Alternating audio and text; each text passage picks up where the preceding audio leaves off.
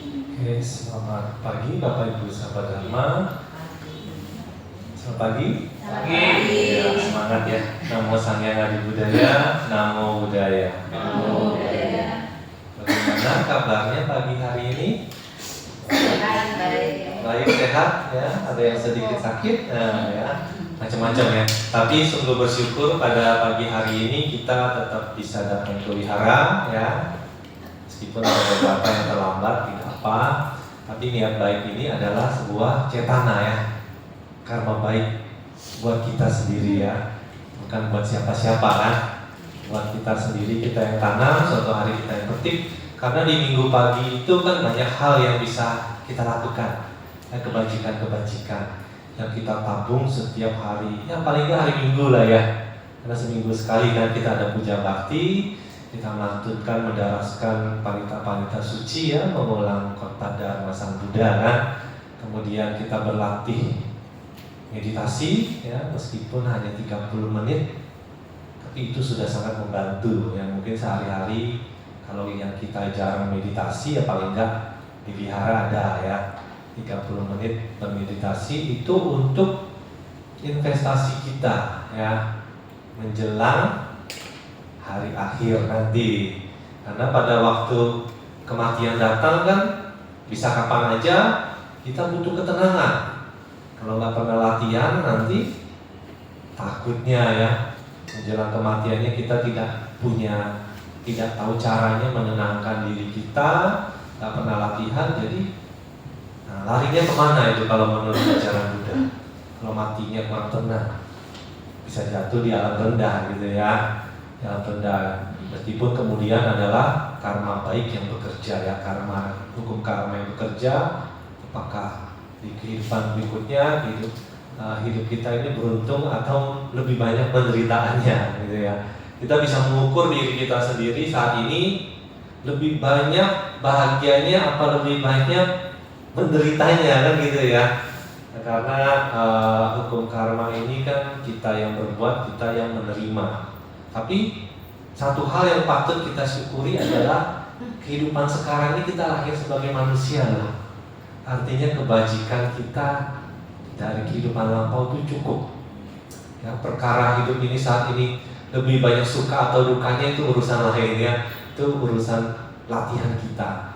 Apakah ketika karma buruk berbuah kita bisa menerima dengan tenang ya, atau sebaliknya kita menanam karma buruk yang baru ya, dengan emosi, dengan marah-marah misalnya. Kadang-kadang kan kita nggak mampu mengendalikan diri ya, bablas gitu ya, karena kita kurang latihan sehingga menghadapi situasi yang tidak mengenakan, lalu kita kemudian menjadi emosional ya, namanya juga latihan ya. Tapi kadangkala hal-hal tersebut itu mendatangkan bibit ya, kita telah membuat satu bibit karma buruk yang baru ya untuk kehidupan mendatang. Makanya latihan itu menjadi suatu hal yang penting. Di minggu pagi banyak kebajikan yang kita lakukan ya, selain berpuja bakti, meditasi, kemudian nanti ada perdana ya dan seterusnya. Banyak hal kebajikan yang bisa kita lakukan di minggu pagi ini. Ya, sungguh bersyukur kita bisa datang pada minggu pagi dan mengikuti rutinitas kebajikan setiap hari Minggu ya, setidaknya seminggu sekali gitu ya. Meskipun sehari-hari ada sebenarnya di sini puja pagi, puja sore, meditasi ya. Cuma karena Bante saat ini sedang berwasa ya ke Mojokerto, jadi di wihara tidak ada yang tinggal ya, tidak ada yang tinggal. Jadi itu biasanya ada ya, biasanya ada rutinitas itu. Nah, ya pada hari ini kita bicara tentang pemahaman moralitas ya, sebagai pembuka aja. Nanti puncaknya di minggu depan kita akan bahas tentang moralitas berumah tangga. Ya, ini pendahuluan aja. Kita tahu sebagai umat Buddha, bagi yang sudah belajar ya, bagi yang sudah belajar sekarang belajar lagi gitu ya, mengulang akan lebih baik ya, lebih memantapkan pemahaman kita. Praktek di dalam ajaran Buddha ya, banyak praktek-praktek yang di dalam ajaran Buddha itu kita perlu lakukan ya, bukan untuk supaya semata-mata kita nanti meninggal masuk surga, bukan semata-mata untuk itu ya. Karena tujuan kita belajar ajaran Buddha kan, ya kita tahu ya, itu ada tahapannya. Bagi sebagian orang yang tujuannya masih berada di dalam samsara, yang ingin berada di dalam samsara, ajaran Buddha pun mengajarkan hal yang sama dengan ajaran agama lain, ya, yaitu menuju kelahiran alam bahagia setelah kehidupan ini. Artinya semua orang ingin masuk surga gitu ya, nggak ingin ada yang jatuh ke neraka atau mungkin terlahir di alam binatang atau alam peta ya, alam hantu apa itu? Hantu kesepian, kelaparan, ya, kesedihan ada di sana. Ya konon katanya kalau lahir di alam peta, di alam hantu itu nggak ada teman. Ya bayangkan hidup kita tanpa siapapun, hidup sendiri, kesepian, terus apa lagi? Kesedihan, ya, ketakutan, ya penasaran ya. Ya, jadi kalau lahir di alam sana, bisa dibayangkan muka kita penuh dengan muka-muka yang mungkin menakutkan ya bagi orang lain ya. Kesedihan, kesepian ya. Karena mereka lahir dari kelembaban, ya, dari kelembaban. Biasanya tempat-tempat yang lembab gitu ya. Mereka lahir di sana. Tempat-tempat yang kotor, yang lembab. Di mana itu biasanya? Ya, toilet ya, rumah-rumah kosong yang tidak ada cahaya ya, minim cahaya. Mereka lahir di sana. Ya. Kalau mereka masih terikat pada keluarga menjelang kematian, tidak tenang, tidak bisa meninggalkan harta dan keluarganya dengan ikhlas, dia bisa terlahir di alam peta. Ya, biasanya tinggal nggak jauh-jauh dari sekitar kehidupan sebelumnya. Ya, di rumah, di tempat mungkin dia bekerja, tempat-tempat di mana dia sering beraktivitas, dia akan terlahir kembali di sana dan terikat di sana. Karena pada waktu meninggal nggak tenang, nggak bisa meninggalkan hartanya, ya, nggak bisa meninggalkan keluarganya. Wah, kalau menjelang kematian kita banyak berpikir tentang nanti anak saya bagaimana, gitu ya, nanti orang tua saya bagaimana, harta saya begini banyak nanti bagaimana. Nah itu kalau menjelang kematian masih melekat kepada harta dan keluarga itu bisa terlahir di alam peta. Ya. Demikian juga kalau sepanjang hidup kita moralitas kita kurang baik, kita bisa juga terlahir di alam rendah yang lain, bahkan neraka, ya, bahkan neraka yang digambarkan penuh dengan di sana siksaan ya, derita. Karena moralitas kita yang kurang baik, kita bisa terlahir di sana.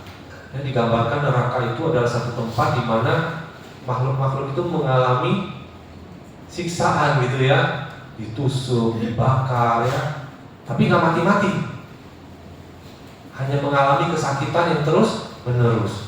Yang digambarkan lahir mati berulang-ulang, nggak mati-mati gitu ya, ditusuk, dibunuh dan dibakar dan seterusnya. Itu gambaran tentang neraka. Yang sesungguhnya adalah menggambarkan betapa menderitanya terlahir di alam tersebut. Jangankan alam neraka, di alam manusia kita mengalami sedikit luka aja kadang ya, itu sakit ya, jatuh atau apa itu sudah sakit sekali gitu kan, sudah menderita. Apalagi di sana nggak mati-mati gitu ya. Itu gambaran tentang alam penderitaan. Ya termasuk alam binatang. Meskipun alam binatang itu ada binatang-binatang tertentu yang hidupnya mungkin kelihatannya baik-baik saja ya, dipelihara majikannya, disayang majikannya, tapi apakah kita mau terlahir di alam binatang? Ya, alam binatang itu kan saling memangsa ya, bertahan hidup, takut, penuh dengan ketakutan, ya, takut dimakan oleh binatang lainnya ya. Dan mereka bertahan hidup, kelaparan, ya kan, mencari makan. Ya meskipun tadi binatang-binatang tertentu mungkin hidupnya lebih nyaman ya, tapi kita tentu tidak ingin lahir di alam binatang. Ya. Menjelang kematian, kalau kehidupan kita akhiri dengan pikiran yang tidak tenang, kita bisa jadi lahir di alam binatang, ya, jatuh ke alam binatang. Kalau karma baik kita cukup ya kita lahir di alam binatang yang tadi itu ya, disayang majikannya, dikasih makan, ya kan, hidupnya kadang-kadang melebihi manusia biasa ya. Ada manicure, pedicure-nya di salon apa segala macam gitu kan. Itu karena dia punya kebajikan. Tapi karena menjelang kematian tidak bisa melaluinya dengan tenang, dia terlahir di alam binatang. Ya, sama juga alam manusia. Kalau kita karma buruknya kita cukup banyak, tapi pada waktu meninggal kebetulan ya pikirannya bisa tenang ya, mungkin dia ada latihan keheningan, meditasi, dia bisa melaluinya dengan ketenangan ya, cukup tenang. Dia mungkin akan terakhir di alam bahagia ya, minimal alam manusia. Tapi kalau karma buruk dia cukup banyak semasa hidupnya ya, banyak melanggar sila dan lain-lain. Meskipun dia terakhir sebagai di alam manusia, tapi kehidupannya banyak susahnya ya, banyak deritanya. Nah, itu ya. Jadi pikiran terakhir itu menentukan kita lahir di alam mana, tapi kebajikan kita, karma kita menentukan hidup kita nanti seperti apa kondisinya. Nah itu adalah tentang moralitas ya, tentang moralitas. Jadi tahapannya di dalam belajar agama Buddha, ajaran Buddha, setelah kita praktekkan itu pada dasarnya cuma 3. Yang pertama adalah dana ya. Dana ini lebih mudah dilakukan ya. Punya uang bisa dana ya, nggak punya uang dana yang lain. Tenaga, membantu wihara ya, misalnya wihara saat ini nggak ada orang gitu kan, kita bantu bersih-bersih gitu ya. Nah itu termasuk berdana tenaga ya. Berdana apalagi pikiran ya, punya kemampuan public speaking, mungkin punya kemampuan dharma yang cukup baik secara teori, kita bisa khotbah dharma gitu kan, bisa berbagi juga nasihat ke teman-temannya yang lain ya, yang mungkin mereka mengalami kesusahan dalam hidupnya dan belum berjodoh dengan ajaran Buddha. Jadi kan mereka tidak tahu caranya tenang dan bahagia. Nah, kita bisa ajak ya, kita bisa berbagi. Begini loh caranya supaya hidup kita bisa tenang, bisa lebih bahagia sesuai ajaran Buddha begini. Nah, bisa dipraktekkan gitu kan. Nah, itu kan berdana juga secara pikiran ya, karena kita punya pengetahuan yang kita dapatkan melalui belajar ya, bisa dipraktekkan. Ya banyak dana-dana yang bisa kita lakukan. Termasuk kemarin pada waktu banjir di Bali ya, kita ajak teman-teman yang pengurus-pengurus yang bisa ya, punya waktu, kita datang ke posko-posko banjir, ke korban-korban bencana. Nah itu kita berbagi kebajikan kan, berbagi sembako ya, berbagi kebutuhan-kebutuhan lainnya yang mereka butuhkan. Nah itu adalah berdana ya, berdana waktu, berdana tenaga ya, berdana ya, itu yang kita lakukan. Itu semua termasuk berdana. Dana ini mudah dilakukan ya, lebih mudah dilakukan. Tapi bagi orang yang kikir, yang pelit gitu ya, mereka tidak akan bisa melakukan itu, sulit melakukan itu ya, bahaya gitu ya. Kelahiran mendatang bagi orang yang kikir itu potensi kelahiran di alam rendah cukup besar, terutama di alam peta ya, alam hantu, karena melekat dengan kekayaannya ya, melekat dengan kekayaannya, dia nggak bisa tinggalkan ya, itu bisa berpotensi jatuh ke alam rendah, di alam peta. Nah, tingkatan kedua adalah setelah dana, moralitas ya, yang akan kita pahami setelah ini ya, tentang moralitas. Kalau bicara tentang moralitas berarti bicara tentang perbuatan ya, nanti kita akan bahas. Dan yang tertinggi adalah, nah ini yang paling sulit, samadhi ya, meditasi. Ini yang membedakan juga apakah seseorang akan bisa terbebas dari kelahiran kembali ya. Jadi ajaran Buddha itu ke alam bahagia juga ya, bisa jadi prioritas tujuan hidup kita. Tapi kalau kita ingin bebas dari kelahiran kembali, dari samsara, menuju mana? Nibbana atau nirwana. Nah, ini tidak ada di ajaran agama lain ya. Menuju nibbana atau nirwana, pembebasan dari kelahiran kembali. Nah, kita mulai harus masuk ke dalam tahapan samadhi. ya, tahapan samadhi, meditasi. Ya, tidak mudah ya, karena kita melatih ketenangan. Ya, setelah melatih ketenangan baru masuk di dalam sati, perhatian penuh ya, sehingga bisa mencapai pengetahuan menuju pembebasan nibbana. Rintangannya banyak, bukan hanya fisik, tapi lebih terutama rintangan batin. Ya, kalau rintangan fisik paling apa kalau meditasi itu? Kaki paling pegel ya, sakit, kesemutan, badan mungkin kesemutan ya, pegel karena tidak biasa gitu kan. Tapi rintangan berikutnya yang akan datang adalah rintangan batin, pikiran tidak tenang ya, gelisah. Nah, justru kita latihannya di sana, menenangkan pikiran kita, fokus perhatian kita pada napas misalnya ya, objeknya kalau napas. Nah, itu tidak mudah tuh. Pikiran kita akan terus berkeliaran. Sebentar fokus ya, sebentar hilang fokusnya, mikirin yang lainnya tanpa disadari apa yang dipikirkan. Ya, biasanya yang terkait dengan kehidupan kita, keluarga ya, memori-memori kenangan masa lalu bisa muncul ya, atau kekhawatiran tentang hal-hal yang akan datang. Itu muncul di dalam pikiran kita. Tugas kita jangan terikat atau melekat ke sana ya. Jangan terbawa oleh arus pikiran. Kembalikan fokus kepada objek kita, misalnya nafas. Nah, itu latihan meditasi itu tugasnya awalnya itu. Fokus dulu. Nah, supaya kita tenang. Nah, begitu batin kita tenang, ibarat pisau itu sudah tajam. Saatnya untuk, kalau pisau tajam untuk apa? Memotong ya. Memotong apa? Akar-akar, apa istilahnya di dalam diri kita itu ya, akar-akar yang menyebabkan kita terikat pada samsara. Itu sudah masuk ke dalam vipassana ya, mindfulness lebih mendalam. Nah, itu untuk mencabut akar-akar kebodohan ya, keserakahan dan kebencian. Nah, itu tahapan lebih lanjut setelah pikiran sudah mulai tenang ya. Kalau di dalam meditasi itu ada ya, vitaka, wicara ya, piti, sukha, ekagata. Itu ada 5 tingkatan tuh. Mulai dari mengenal objek ya, memahami objek, kuat pada objek, nah, itu sudah satinya sudah penuh ya, fokusnya sudah penuh, pikirannya sudah terfokus. Vitaka itu masih tahap memegang objek yang bicara ya, nah, objeknya bisa dipegang dengan semakin kuat. Vitaka, wicara, kita mungkin kebanyakan ya masih di tahapan ini ya. Begitu kita masuk ke tahap berikutnya, piti, itu artinya sudah senang dengan meditasi.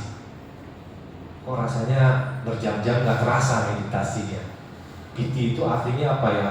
Terjemahan yang pas nggak tahu juga ya, tapi orang banyak terjemahkan seperti kesenangan ya, kegiuran.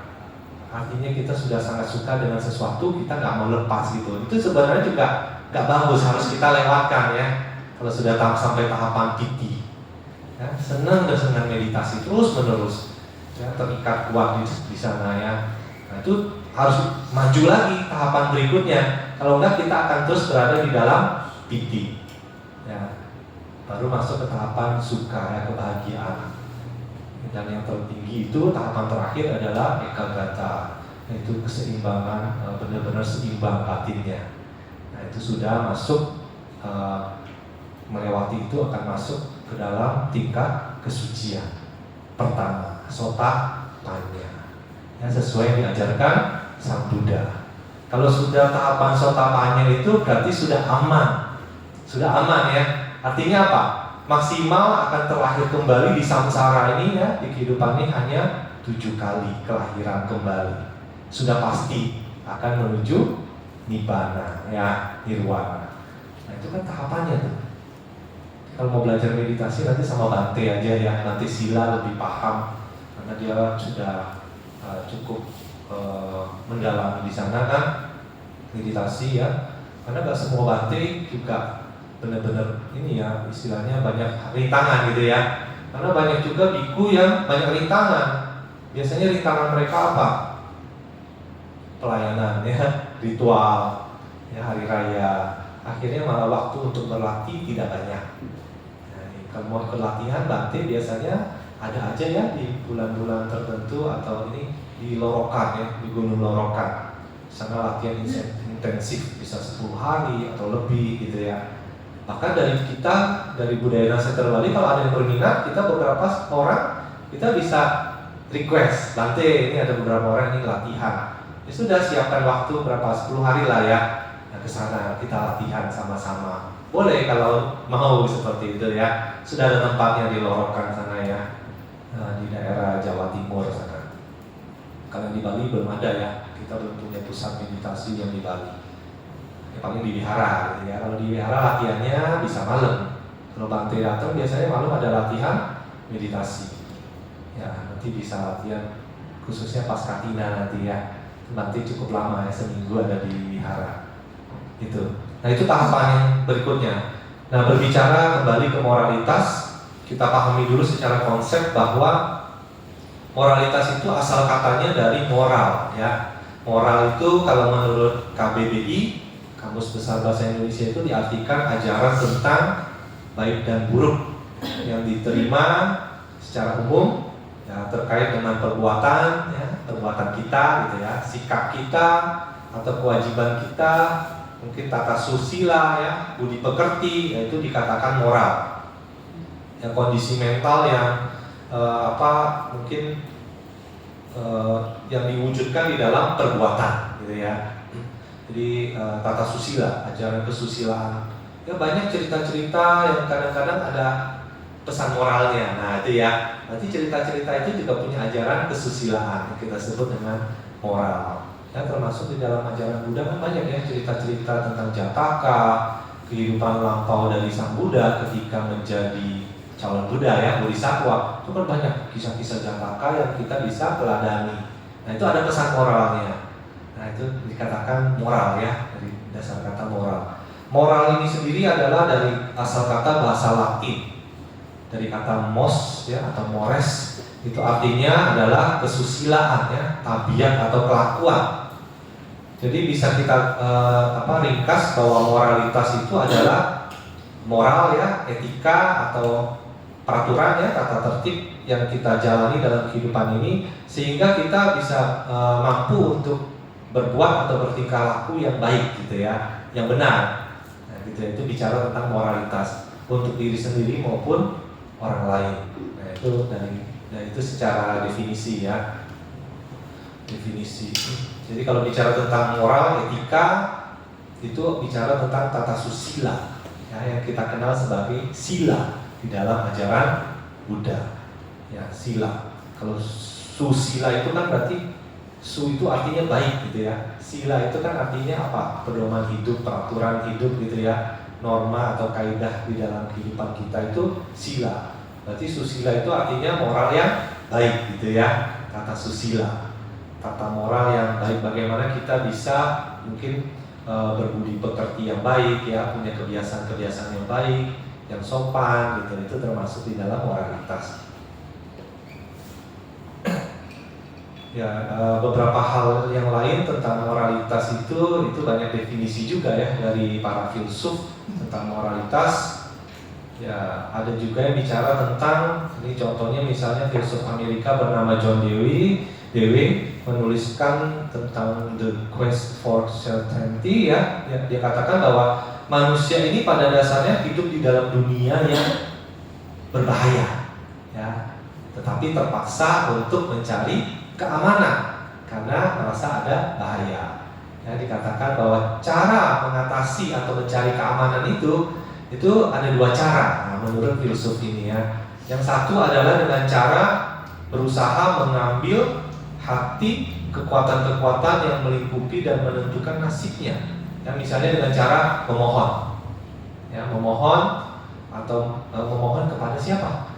Kepada sosok ya, makhluk yang dianggap mampu mengabulkan atau membantu dia gitu ya, mewujudkan permohonannya.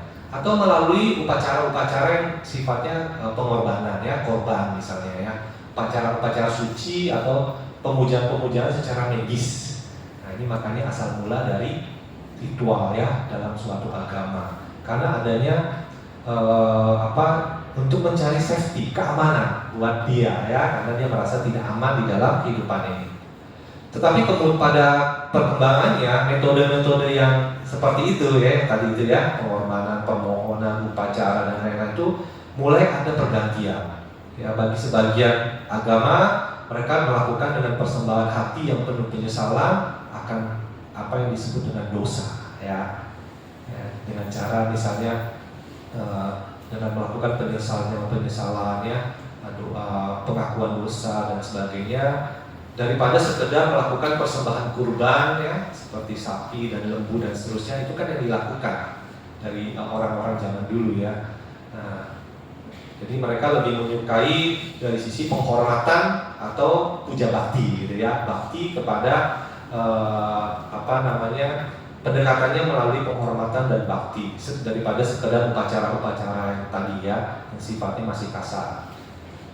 Nah, jika manusia tidak dapat mengatasi nasibnya, nah dia dapat bersekutu dengan pujaannya.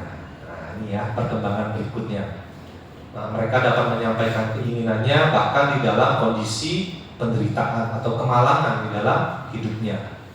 Kemalangan-kemalangan yang menyakitkan. Nah, itu yang dilakukan ya. Awalnya dari rasa tidak aman, ya, berkembang, sehingga kemudian dia dapat terlepas dari apa yang dianggap sesuatu yang menderita ya.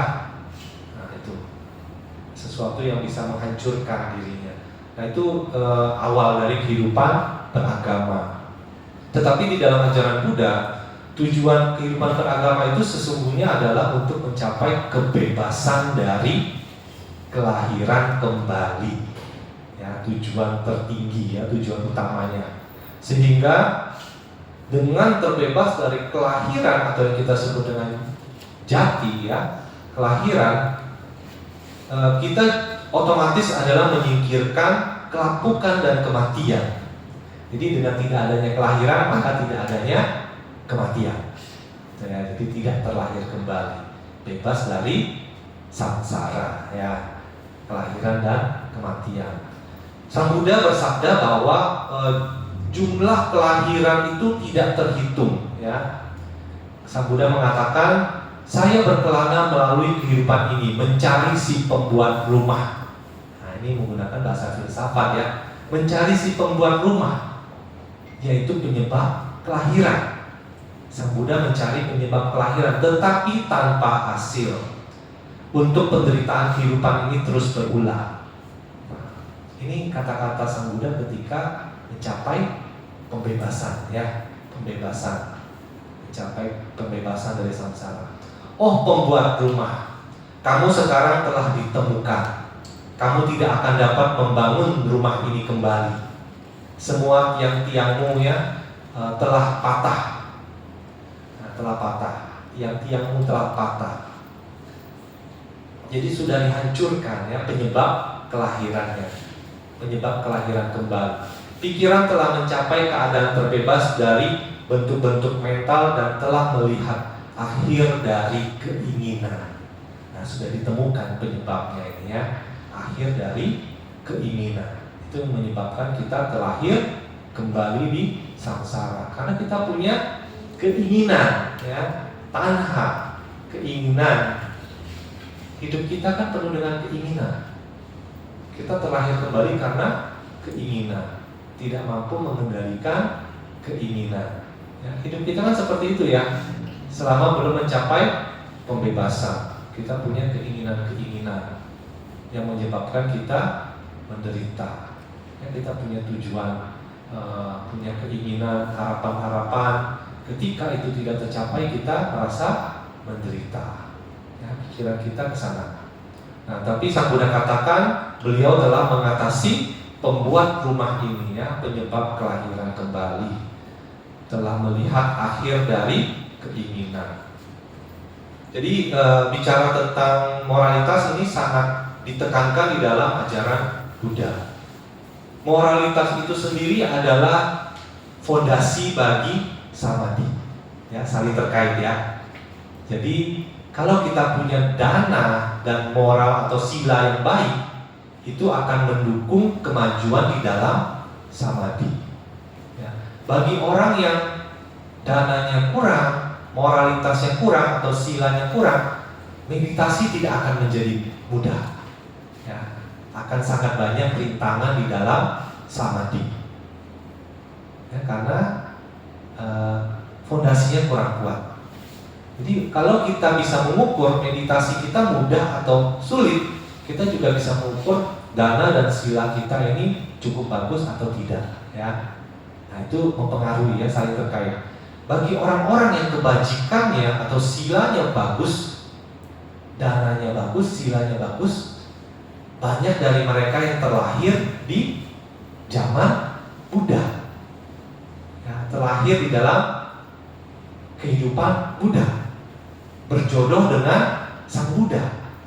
Nah, karena moralitasnya bagus, bisa terlahir di sana, sedikit mendapat ajaran bimbingan dari Sang Buddha, mereka langsung mencapai kesucian.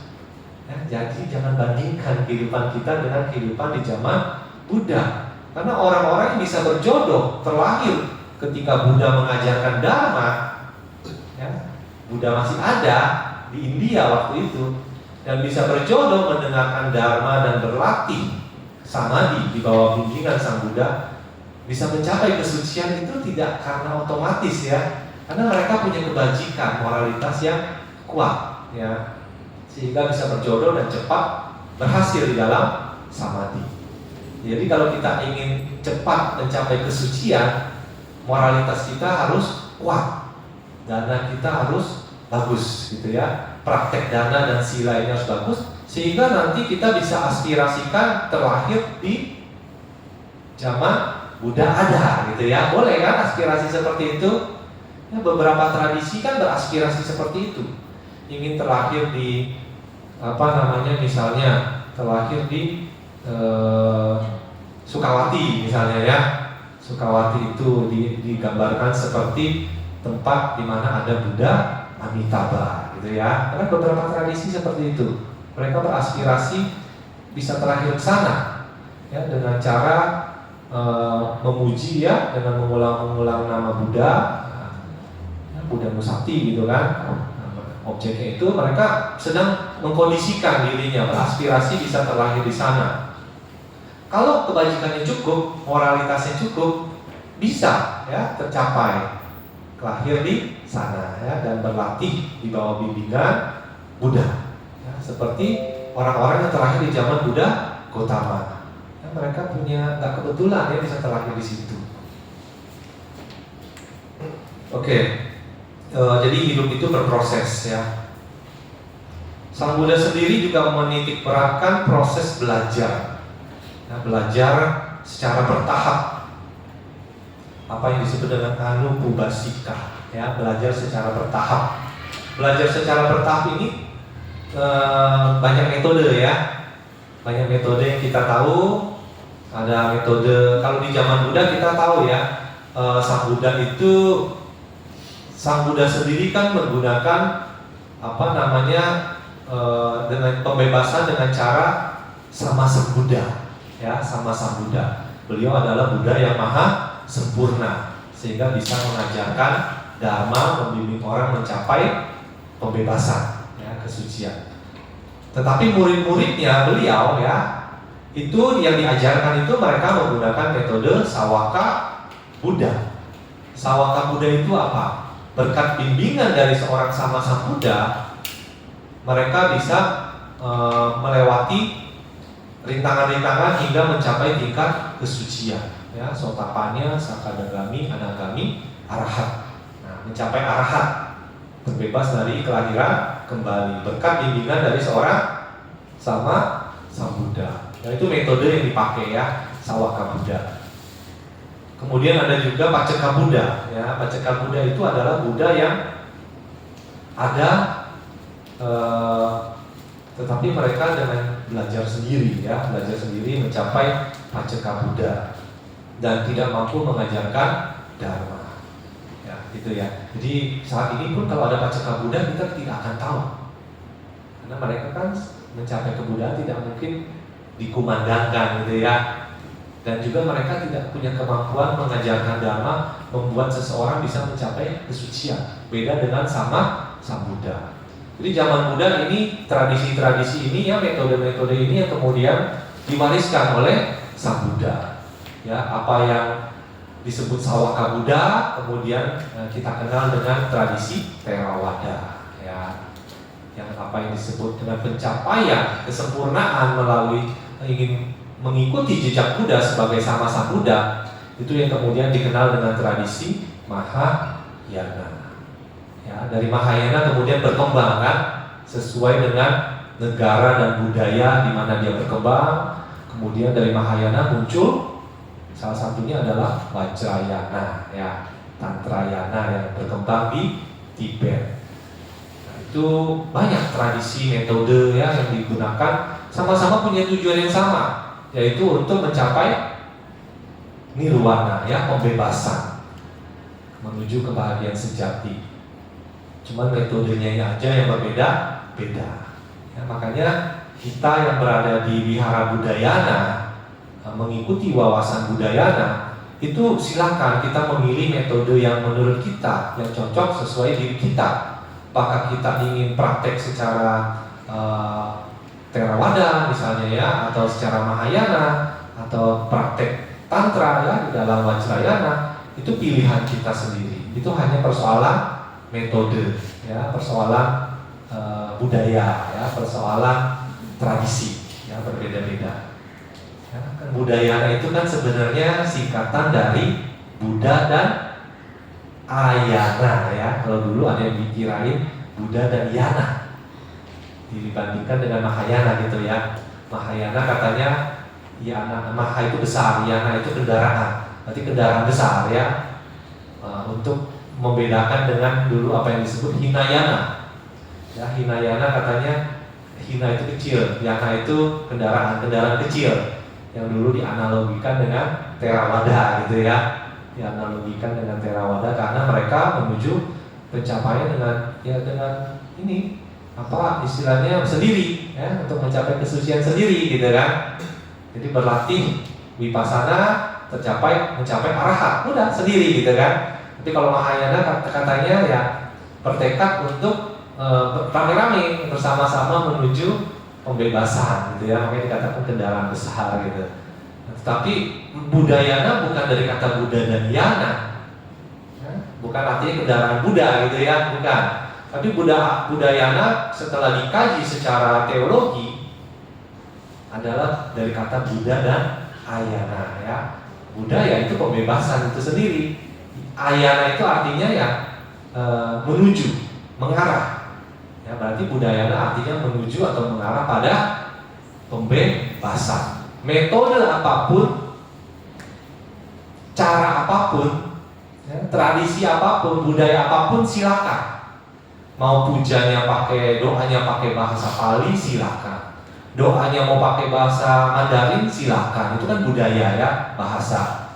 Mau doanya pakai bahasa Tibet juga boleh-boleh aja ya, yang biasa digunakan oleh mereka dari praktisi Tantra atau Vajrayana. Jadi itu persoalan bahasa. Karena Sang Buddha sendiri kan mengizinkan kita mempelajari ajarannya dengan bahasa lokal ya, bahasa sendiri. Mau dengan bahasa Indonesia, bahasa Bali ya boleh aja ya. Kita mau puja dengan bahasa itu pun boleh. Bahkan di Nusantara kan dulu mereka puja menggunakan bahasa Sanskerta ya, bahasa Sanskerta. Kita pernah lakukan itu ya waktu Waisak dengan tata cara Bali. Ya, mereka menggunakan bahasa Sanskerta di dalam doa kepada puja ya. Waktu itu kita mendaraskan Adi Buddha Puja yang masih lestari di Bali ya. Nah, jadi apapun metode, tradisi, prakteknya silakan. Ya, itu mengenai moralitas kita akan bahas lebih mendalam nanti di pertemuan berikutnya ya, tentang moralitas di dalam agama Buddha. Tapi pada intinya adalah moralitas ini sangat penting bagi umat Buddha sebagai fondasi bagi samadhi ya, pencapaian tujuan akhir.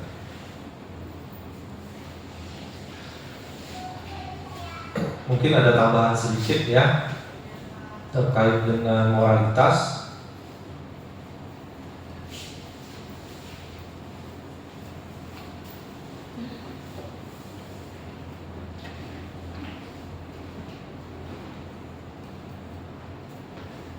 Oke, kalau terkait dengan moralitas yang kita pahami sebagai umat Buddha adalah sila ya. Kita mengenal apa yang disebut dengan Pancasila Buddhis. Pancasila Buddhis ini adalah aturan dasar ya, yang seharusnya dijalankan seluruh umat Buddha. Ini yang membedakan seorang umat Buddha atau bukan ya. Seorang umat Buddha wajib menjalankan Pancasila Buddhis ya. Karena Pancasila Buddhis ini yang akan menyelamatkan kita dari kelahiran di alam rendah. Kalau tidak ingin terlahir di alam rendah, berarti kita perlu mempraktikkan atau menjalankan, mengikuti Pancasila Buddhis di dalam kehidupan kita. Itu minimal ya. Tapi di hari-hari tertentu kita bisa menjalankan apa yang disebut dengan atas sila ya, 8 moralitas. 8 moralitas. Kapan itu dilakukan? Biasanya pada waktu hari-hari Uposatha ya. Nah, kita bisa mengikuti tradisi manapun yang ada penanggalan lunar, yang ada bulan terang dan bulan gelap. Ya, kalau mengikuti tradisi Imlek ya, tradisi lunar Imlek berarti ada yang disebut Cekicakgo gitu ya, bulan terang dan bulan gelap. Tradisi Bali juga ada kan, penanggalan lunar. Jawa juga ada ya. Kita bisa mengikuti yang manapun. Di India dulu juga ada tradisi seperti ini ya, penanggalan bulan. Nah, itu ada beberapa hitungan tuh, nanti kita pelajari minggu depan. Kalau mengacu kepada tradisi di zaman Buddha di India ya. Nah, itu ada juga ya, hari-hari Uposatha yang kita jalankan 8 moralitas. Nanti ada tambahan 3. Nanti kita bahas minggu depannya apa saja secara lebih mendalam gitu ya. Kemudian moralitas ini kita perlu praktekkan ya, minimal 5, bahkan ada yang 10 ya. 10 moralitas dasar sila itu kalau mampu. Kenapa kalau mampu? Karena ada satu sila di sana di mana kita tidak boleh bekerja sama sekali, tidak boleh cari uang gitu ya, mencari nafkah. Makanya dia katakan kalau mampu sehari tidak bekerja, sehari itu bisa menjalankan dasar sila. Ya, nah itu ada ya, ada di dalam. Kalau zaman dulu bukan uang ya, berdagang gitu ya, menggunakan emas dan perak mungkin zaman Buddha dulu ya. Jadi tidak berdagang sama sekali. Nah, sila ini merupakan suatu dasar bagi umat awam dalam berjalan di dalam samsara ya, roda kehidupan yang terus berputar. Ya, moralitas ini menjadi penting karena selama kita masih berada di samsara ini, moralitas ini yang akan menyelamatkan kita dari kejatuhan di alam rendah. Sampai kapan? Sampai mencapai pembebasan atau nibbana ya. Itu tahapan berikutnya setelah sila ya, dana sila masuk ke samadhi. Mungkin itu sedikit ya untuk membuka pemahaman tentang moralitas khususnya bagi umat Buddha. Ya, kita akan dalami kembali di minggu berikutnya. Dan demikian yang bisa saya sampaikan, semoga bermanfaat ya pembelajaran hari ini. Ya, bagi yang sudah mengetahui ya mengingat kembali mungkin ya, dan tidak ada salahnya mengingat kembali supaya menguatkan praktek di dalam kehidupan kita sehari-hari. Ya, demikian ya sedikit informasi aja ya sekalian ya. Nanti tanggal 19 Oktober kita ada Katina ya, dimulai dengan Pindapata. Nah, Pindapata ini adalah kesempatan kita berdana ya, berbuat baik melalui tahap yang tadi pertama, dana ya. Kita bisa membawa makanan kering ya, atau makanan basah boleh, tapi dibungkus yang rapi ya, supaya tidak bocor atau tidak kemana-mana ya. Makanan makanan kering itu banyak ya, mungkin bisa berupa biskuit ya, atau berupa buah atau lainnya. Itu lokasinya di mulai dari Klenteng Mahagerapati ya, seperti tahun-tahun sebelumnya selalu kita lakukan rutenya dari sana menuju ke lapangan Pegong gitu ya. Nanti kalau yang sudah masuk grup wihara akan ada pengumuman di sana. Nah, itu kesempatan mulai jam 6 pagi di sana ya, jangan terlambat nanti ketinggalan. Nah, jam 6 pagi sudah dimulai. Nah, setelah selesai di sana kita menuju ke wihara ya, karena akan ada katina mulai jam 9 pagi. Nah, katina juga ini kesempatan untuk berdana ya, berdana untuk sangga. Kenapa kita berdana untuk sangga? Karena kualitasnya lebih tinggi ya dibandingkan dana yang lain. Karena kita berdana kepada mereka yang berlatih ya, silanya lebih baik daripada kita. Jadi kualitasnya kita berdana kepada mereka yang punya kualitas batin lebih baik, sehingga kebajikannya akan lebih besar gitu ya.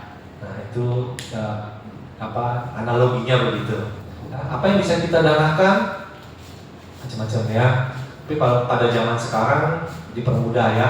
Jadi kita bisa dalam bentuk paket-paket dana.